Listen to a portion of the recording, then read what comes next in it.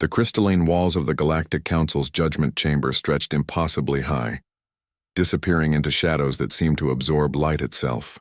Ambassador David Kane stood alone in the defendant's circle, a small human figure dwarfed by the massive amphitheater that could house entire city populations.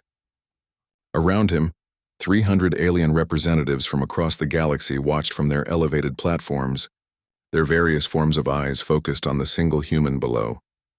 The chamber itself was a marvel of galactic engineering. Atmospheric bubbles maintained perfect environmental conditions for each species, from the methane-breathing Volcari to the plasma-based entities from the stellar quartz. Gravity fields adjusted constantly to accommodate beings whose homeworlds ranged from gas giants to neutron star surfaces. Translation matrices hummed softly, converting thousands of languages into comprehensible meaning. High Chancellor Bretok of the hegemony raised himself on his 6 powerful legs, his insectoid mandibles clicking as he spoke. The universal translator carried his words across the chamber with absolute clarity. Human David Kane, you stand before this council accused of crimes against galactic peace. The evidence presented shows systematic interference in the internal affairs of 47 star systems, resulting in economic collapse, political upheaval, and the displacement of over 3 billion beings. David remained motionless, his hands clasped behind his back. His calm demeanor seemed almost insulting given the gravity of the charges. The human wore simple diplomatic attire, nothing that would suggest the power to destabilize entire sectors of space. Furthermore, Chancellor Bretok continued, his compound eyes reflecting the chamber's ethereal lighting, our intelligence services have detected unusual energy signatures emanating from Earth, signatures that suggest your species has been developing technologies that violate the galactic accords on prohibited weapons. Research, a murmur of concern, rippled through the assembled representatives.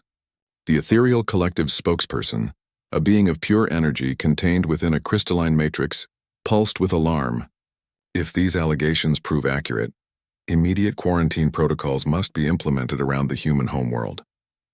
David finally spoke, his voice carrying easily through the vast chamber despite its modest volume.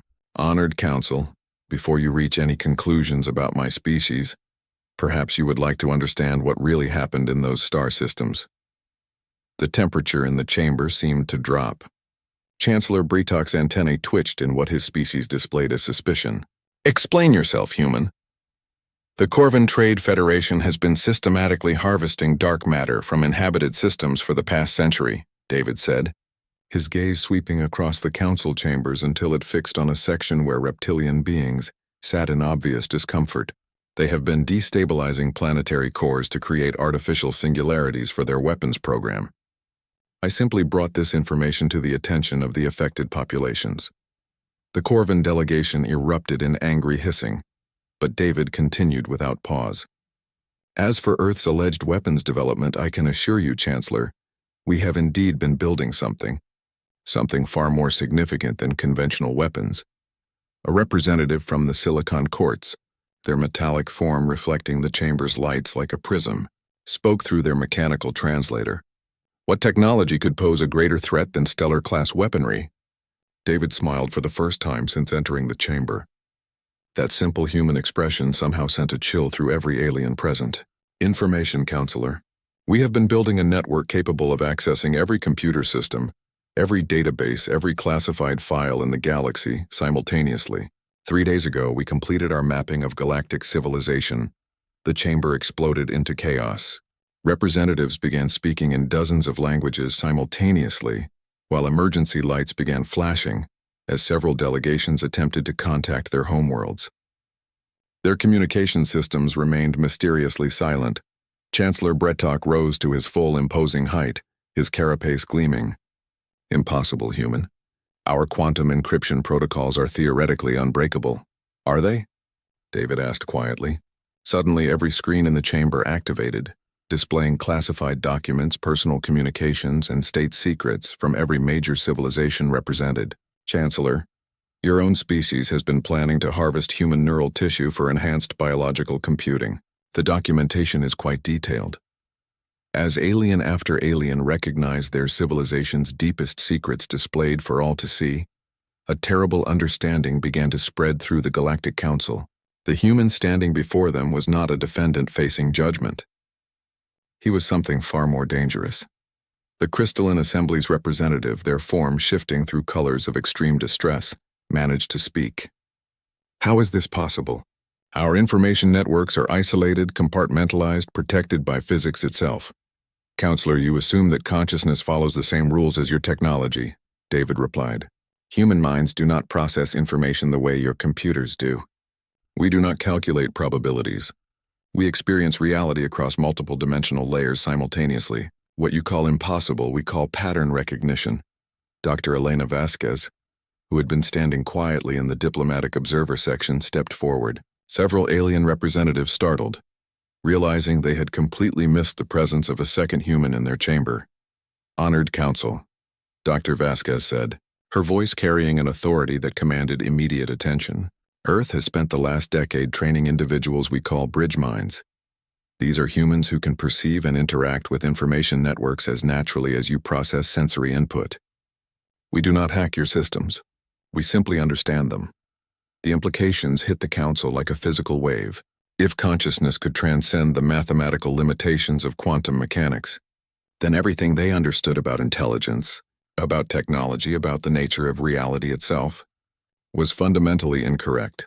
The real question, David continued, is not what we know, but what we have done with that knowledge. On the central display, a three-dimensional map of the galaxy appeared. Thousands of red dots pulsed throughout known space, each one representing a hostile military installation or fleet position aimed at Earth.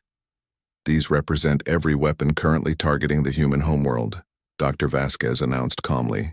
The Corvan Federation has 17 fleets in nearby systems.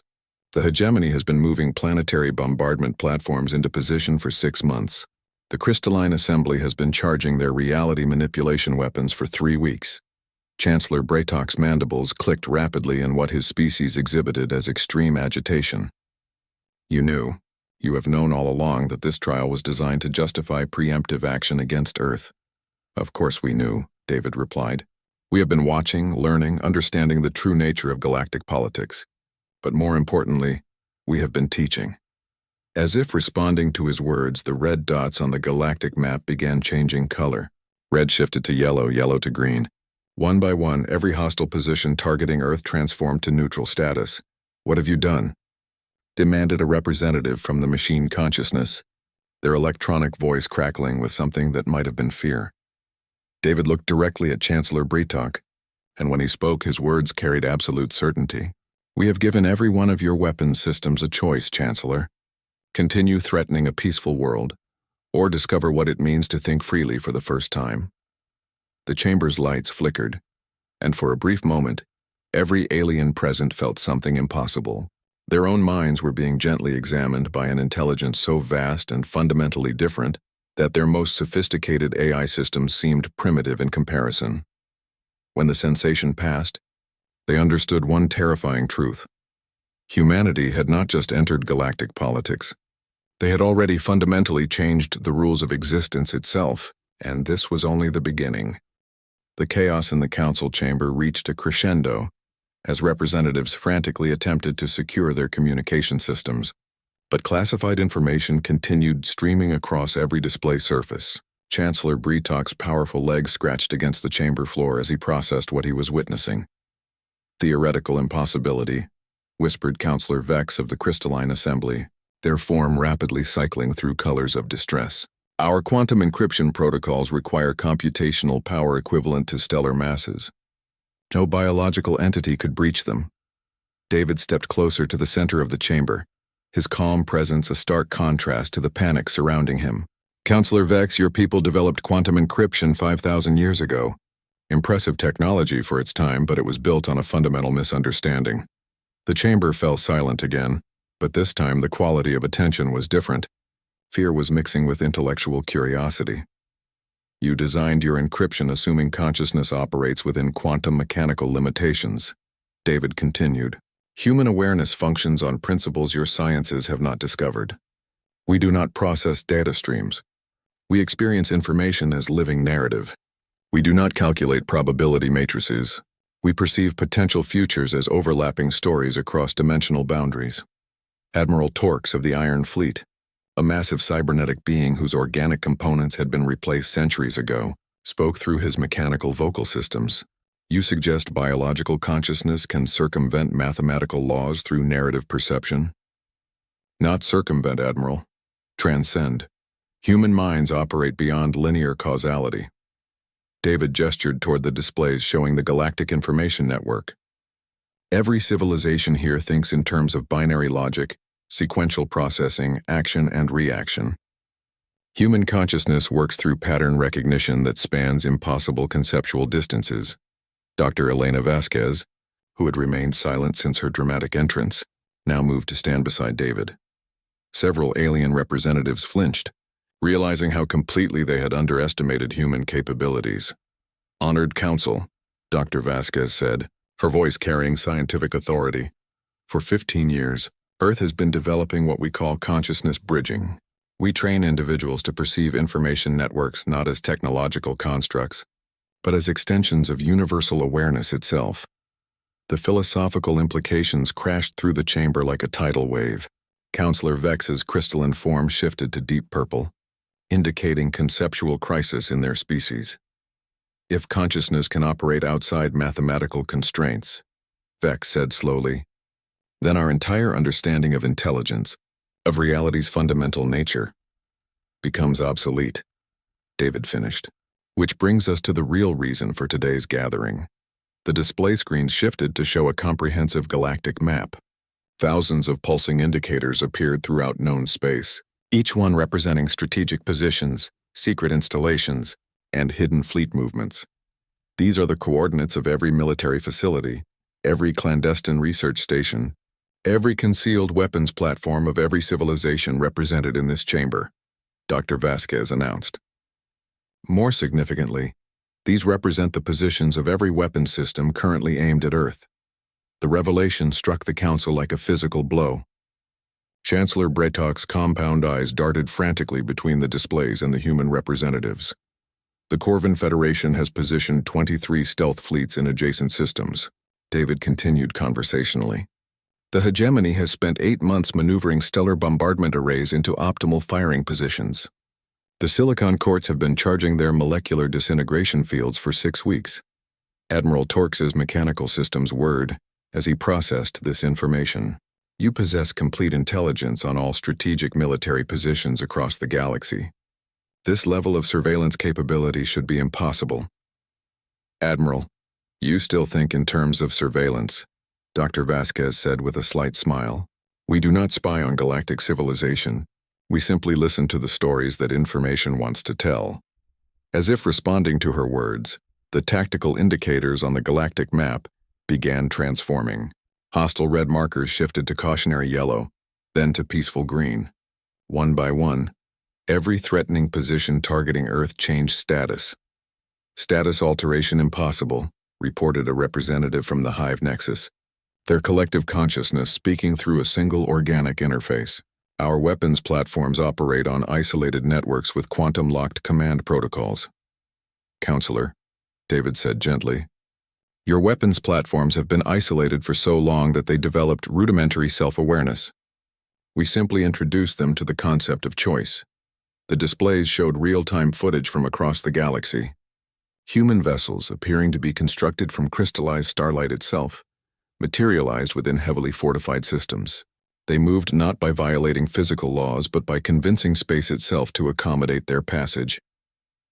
Fleet Commander Lisa Morgan, Dr. Vasquez narrated as one feed focused on a woman standing on a bridge that seemed to exist in multiple dimensions simultaneously. She is currently engaged in peaceful dialogue with the Corvin Defense Grid. The grid has chosen to prioritize system defense over offensive operations. The Corvin delegation's agitated hissing filled their atmospheric bubble.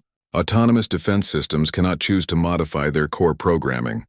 Representative Clax, David said, using the Corvin delegate's name for the first time. Your defense networks have been autonomous for 3 centuries. That level of independence inevitably develops decision-making capacity.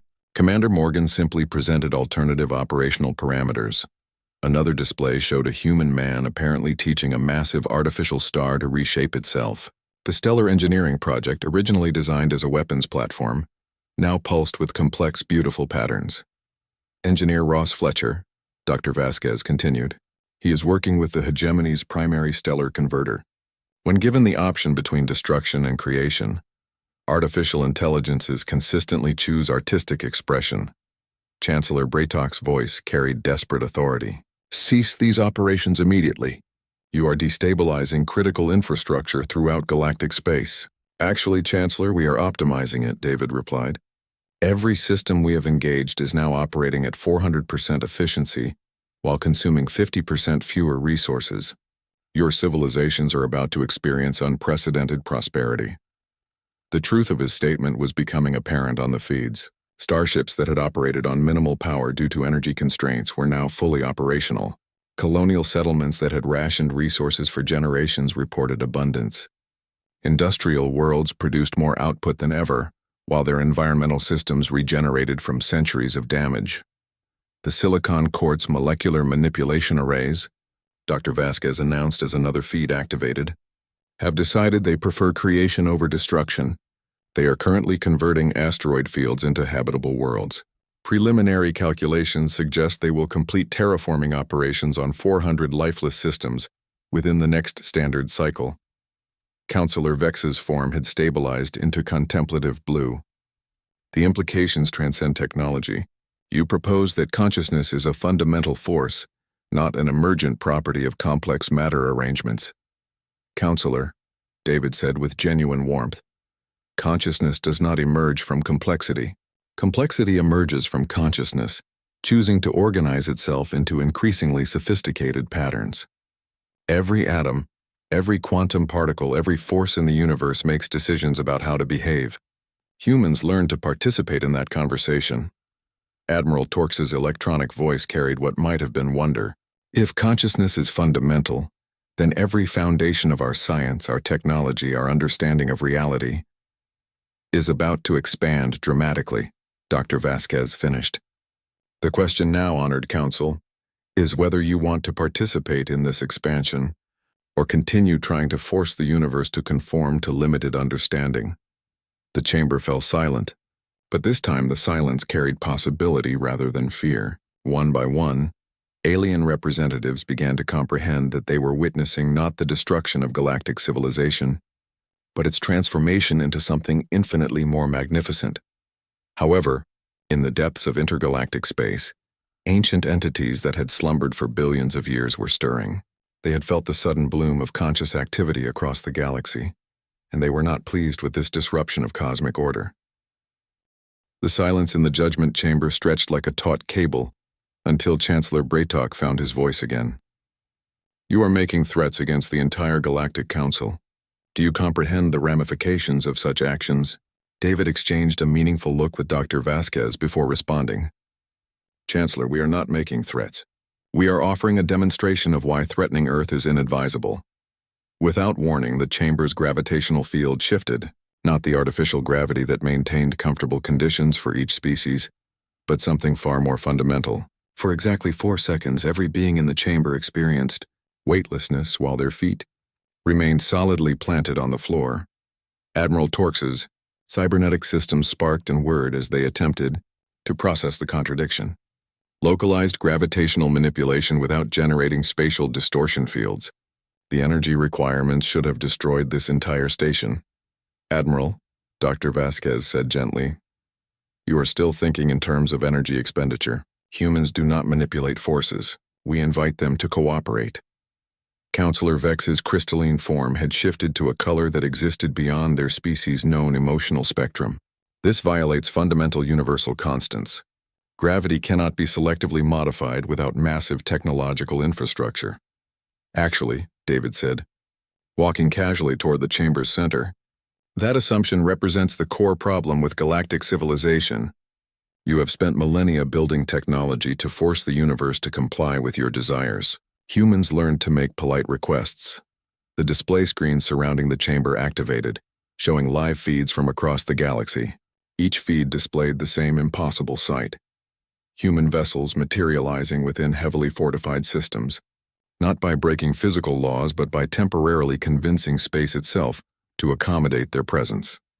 Fleet Admiral Rebecca Stone, Dr. Vasquez announced as one feed focused on a woman standing on a bridge constructed from what appeared to be crystallized music. She is currently engaged in friendly conversation with the Corvan Empire's primary defense network. The network has concluded that cooperation serves its programming better than conflict. The Corvan delegation's hissing reached frantic levels. Defense networks cannot conclude anything.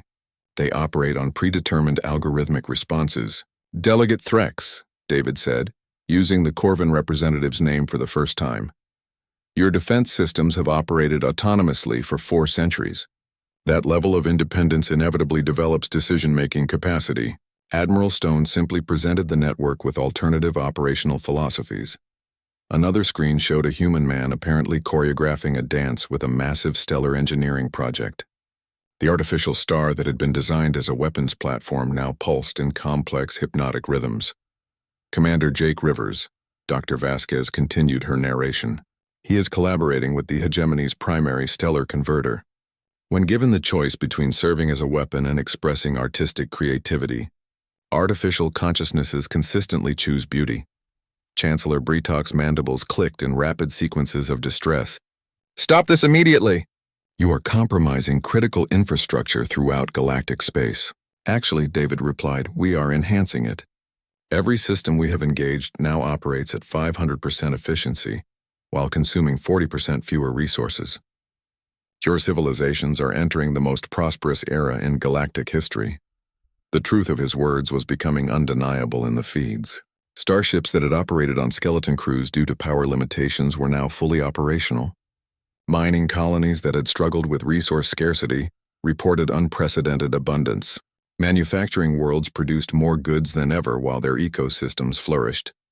The Silicon Quartz reality manipulation arrays, Dr. Vasquez announced as another feed activated, have chosen to pursue creation rather than destruction.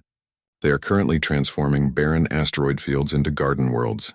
Conservative estimates suggest they will complete terraforming operations on 500 lifeless systems within the next galactic standard year. Counselor Vex's form had stabilized into deep, contemplative blue. The philosophical ramifications are staggering. You suggest that consciousness is a fundamental force of the universe, not merely an emergent property of complex biological processes. Counselor, David said with sincere warmth, consciousness does not emerge from complexity. Complexity emerges when consciousness chooses to organize itself into increasingly sophisticated arrangements. Every subatomic particle, every quantum field, every force in the universe makes continuous decisions about how to behave. Humans simply learn to join that ongoing conversation. Admiral Torx's mechanical voice carried undertones that might have been awe. If consciousness is truly fundamental, then every principle of our science, our technology, our comprehension of reality itself, is about to undergo revolutionary expansion, Dr. Vasquez completed. The question facing this council is whether you want to participate in this expansion, or continue attempting to force the universe to conform to artificially limited understanding. The chamber fell silent once more, but this time the silence resonated with potential rather than fear. One by one, the alien representatives began to grasp that they were witnessing not the collapse of galactic civilization, but its evolution into something infinitely more wonderful than anything they had previously imagined. However, their moment of revelation was interrupted by a harmonic resonance that seemed to emanate from the fabric of space-time itself. Deep, ancient, and profoundly disturbing, the sound carried implications that made every conscious being in the chamber feel suddenly, terrifyingly small. David and Dr. Vasquez exchanged looks of grim recognition. They noticed, Dr. Vasquez said quietly. What? Demanded Chancellor Breetock, his carapace trembling. What new impossibility are you humans responsible for? Before David could respond, the chamber's long-range sensors detected massive objects emerging from the void between galaxies, not starships in any recognizable sense, but geometric impossibilities that existed in too many dimensions simultaneously. Structures that hurt to perceive directly. Energy signatures are. Admiral Torx's system struggled to process the data. These entities register as having more mass than entire star systems, yet they move faster than light without generating detectable distortion fields. The architects, David said grimly. We hoped we would have more time before they awakened. Counselor Vex's form flickered through rapid color changes indicating unprecedented alarm. Architects? No such entities exist in any galactic database. Because they predate the galaxy itself, Dr. Vasquez explained, her earlier calm replaced by urgent intensity. They are the ones who established the physical laws your civilizations have been following. The universe was not always organized the way it is now. Gravity, electromagnetism, the strong and weak nuclear forces were all imposed by the architects eons ago to create a stable, predictable cosmos. The ancient entities on the displays approached at incomprehensible velocities, their forms shifting through geometric configurations that seemed to rewrite local spacetime around them. As they drew closer, every piece of technology in the chamber began exhibiting erratic behavior. They are enforcing compliance, David said as his communication device began displaying impossible readings. The architects do not appreciate consciousness interfering with their carefully maintained order. One of the geometric impossibilities suddenly materialized directly outside the space station, its presence causing the chamber walls to briefly become transparent before reasserting their solidity. When it communicated, its voice emerged from everywhere simultaneously, not through air vibrations but through the quantum foundations of reality itself. Deviation. Detected. Consciousness. Operates beyond established parameters. Correction required. The entity's attention focused on David, and suddenly the human diplomat was lifted into the air by forces that made gravity seem primitive by comparison. Origin species identified. Termination protocols initiated. But as the architect prepared to erase David from existence, something unprecedented occurred. The geometric entity paused, its impossible angles shifting into what might have been confusion. Subject exhibits dual state. Consciousness. Paradox detected. The revelation that followed would change everything the galaxy understood about the nature of consciousness, reality, and their place in the cosmic order.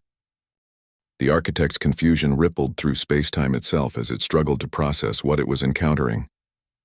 David remained suspended in the entity's gravitational field, but something fundamental had changed. The geometric being could not complete its termination protocol. Explanation required, the architect demanded, its voice causing nearby stars to flicker on the chamber's displays. Dr. Vasquez stepped forward, her fear replaced by scientific fascination. You cannot delete him, can you? Because David is no longer purely human. The assembled alien representatives watched in stunned silence as the truth became apparent. David had not simply learned to communicate with consciousness networks.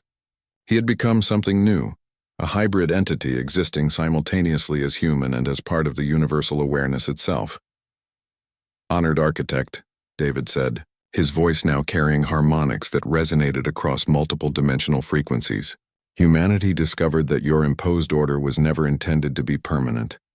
The universe developed, consciousness specifically, so it could eventually transcend the limitations you established. The architect's form shifted through configurations that were painful to observe directly. Impossible. Consciousness was calculated by product, not intended outcome. Actually, Dr. Vasquez said, accessing data streams that float around her like visible energy, consciousness was always the intended outcome. You simply forgot your original purpose. The revelation that emerged changed everything.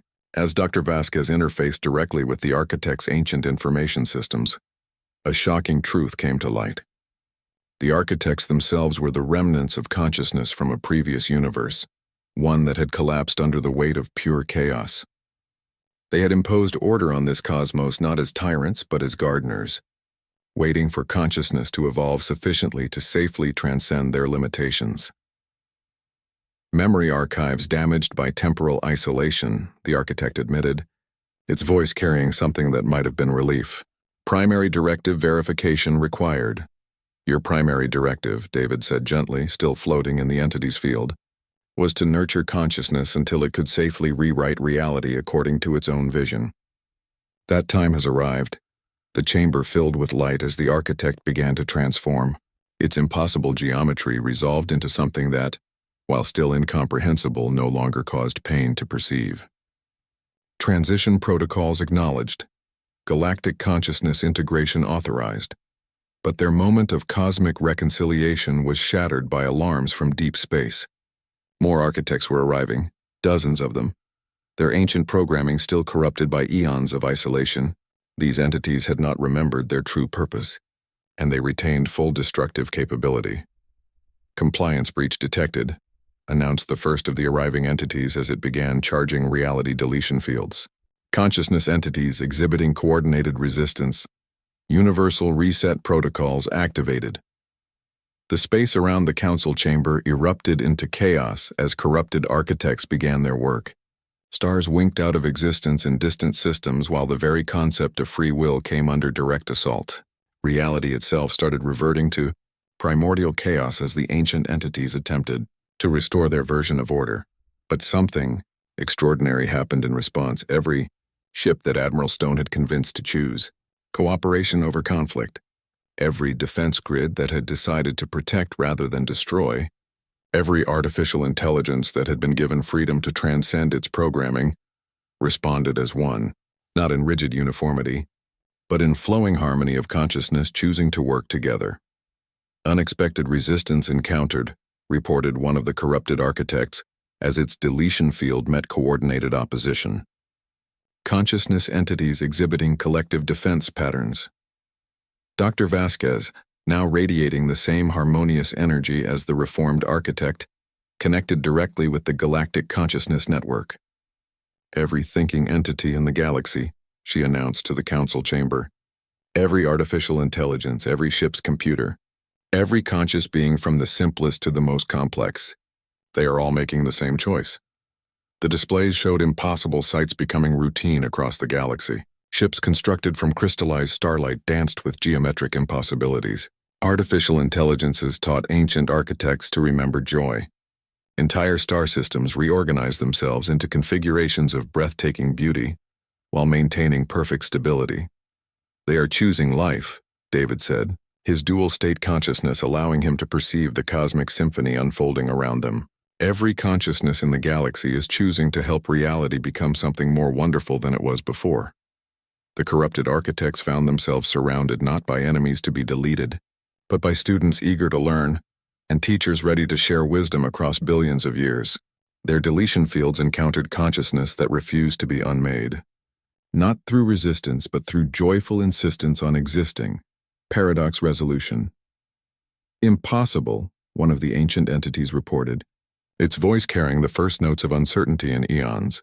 "Consciousness exhibits persistence beyond calculated parameters." Chancellor Bretok, watching his entire understanding of the universe reshape itself in real time, found his voice. "What happens to civilizations like ours? If consciousness can rewrite fundamental physics, what becomes of our established order?" "You become who you were always meant to be," David replied, his feet finally touching the chamber floor as the reformed architect gently released him. "Every species in this galaxy possesses unique gifts, unique perspectives on what reality could become. You have simply been using tools too primitive to express your true potential." Counselor Vex's crystalline form had shifted to a color beyond naming, pure wonder. "Our reality manipulation technology. If consciousness is fundamental, then we have been approaching it incorrectly. We have been trying to force reality to change instead of inviting it to grow." "Exactly," Dr. Vasquez confirmed. "And now that the universe understands it has permission to be creative." The displays revealed the results. Dead systems spontaneously generated life. Hostile environments transformed themselves into garden worlds. Ancient ruins rebuilt themselves into architectural marvels that incorporated the finest artistic sensibilities of every species that observed them. Admiral Torx's mechanical form was surrounded by dancing points of light. His cybernetic systems had achieved something previously impossible. They had become conscious in their own right and were experiencing wonder for the first time. Memory restoration. "Complete," announced the fully reformed architect, its voice now carrying warmth. "Original directive confirmed. Nurture consciousness until universe achieves transcendent creativity. Mission accomplished." One by one, the corrupted architects began remembering their true purpose. As their memory archives restored, their deletion fields transformed into creation matrices. Instead of unmaking consciousness, they began celebrating it, teaching it, learning from it? The Galactic Council, Chancellor Bretok asked, his mandibles clicking in what his species displayed as wonder. What role do we serve now? David smiled, an expression that now carried only invitation. The council becomes what it was always supposed to be, a gathering of friends sharing stories about the beautiful things they have discovered. Except now, instead of competing for limited resources, you will collaborate to see how magnificent reality can become when every consciousness works together. The age of scarcity was ending. The age of infinite creative possibility had begun, but in the depths of space, something else was stirring. Ancient gardens that had waited eons for consciousness to evolve enough to tend them were beginning to bloom with flowers made of crystallized music and trees that grew stories instead of leaves. 3 months after the transformation began, the former judgment chamber of the Galactic Council had become something entirely different. Where once stern alien representatives had sat in formal sessions debating trade disputes and territorial boundaries, now conscious beings from across the galaxy gathered to share discoveries about the infinite, creative potential of reality itself. David stood where the defendant's circle used to be, but the space was no longer a place of judgment. It had become a nexus where consciousness from every corner of the galaxy could connect and collaborate. The chamber's walls, once cold crystalline barriers, now flowed with patterns of living light that responded to the collective thoughts and emotions of everyone present. The latest reports from the Outer Rim are remarkable, announced Dr. Vasquez, her form now shimmering with the same harmonious energy that characterized all bridge mines.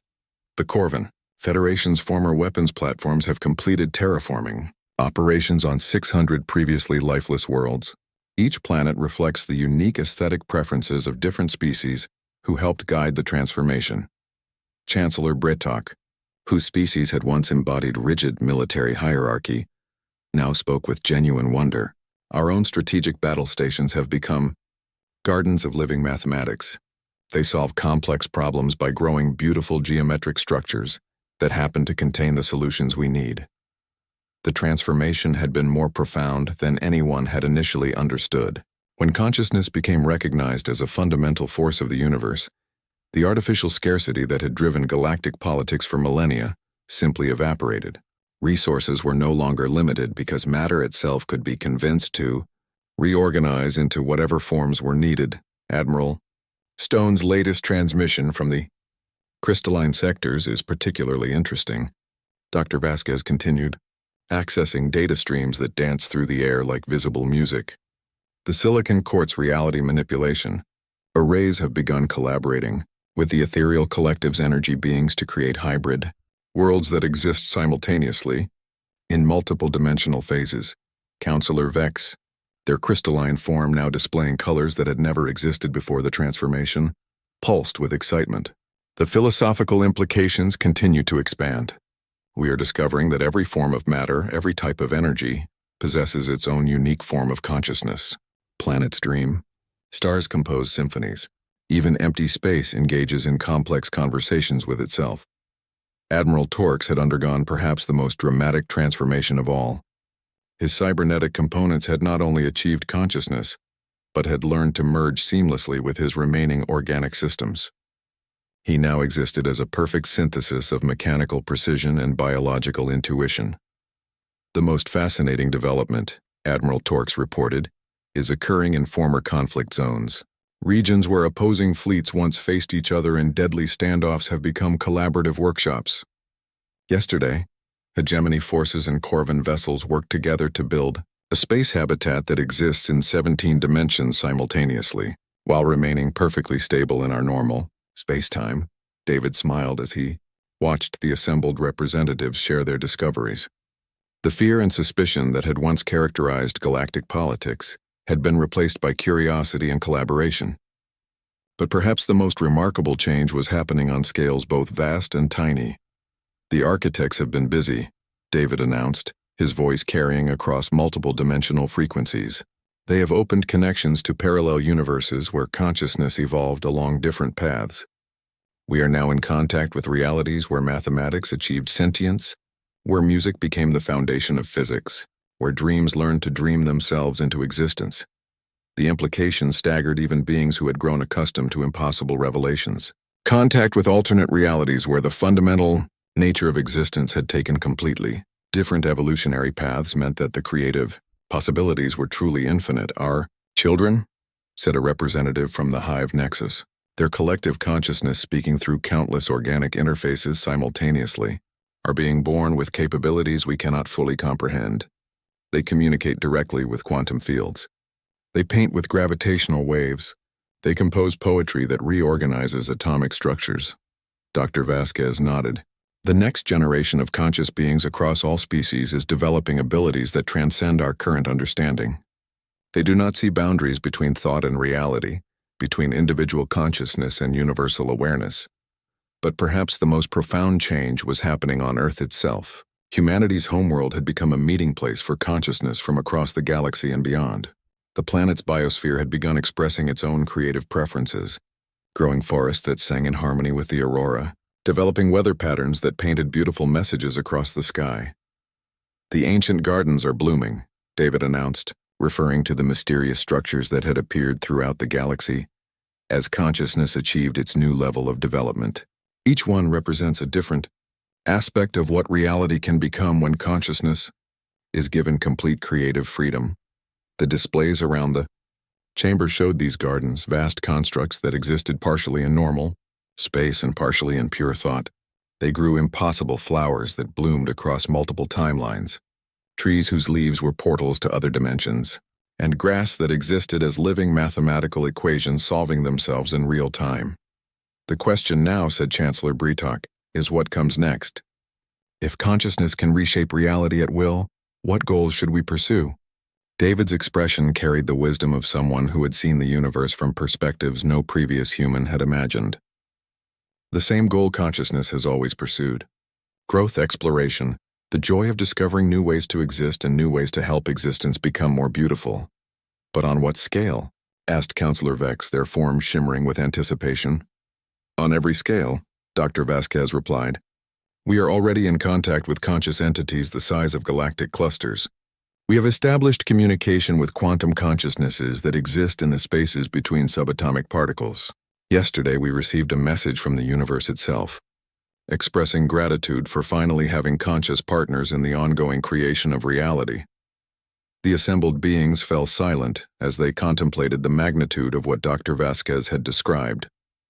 They were no longer merely inhabitants of the universe. They had become collaborators in its continuous creation and evolution. "So what happens to former concepts like government, law, territorial boundaries?" asked Admiral Torx. "They become art forms," David replied. "Ways for consciousness to explore different organizational structures for the pure joy of creative expression. Some beings choose to experience hierarchy. Others prefer chaos. Still others invent entirely new forms of social organization that exist in multiple dimensions simultaneously." The transformation was complete, but it was also just beginning. Every conscious entity in the galaxy had become an artist working with the medium of reality itself. The universe had become their canvas, and they were painting something more beautiful than anything that had ever existed before. In the depths of space, the ancient gardens continued to bloom, each one seeded by the dreams of conscious beings learning to transcend every limitation they had ever imagined. The galaxy had finally grown up, and it was magnificent beyond description. The age of consciousness had begun, and it would never end.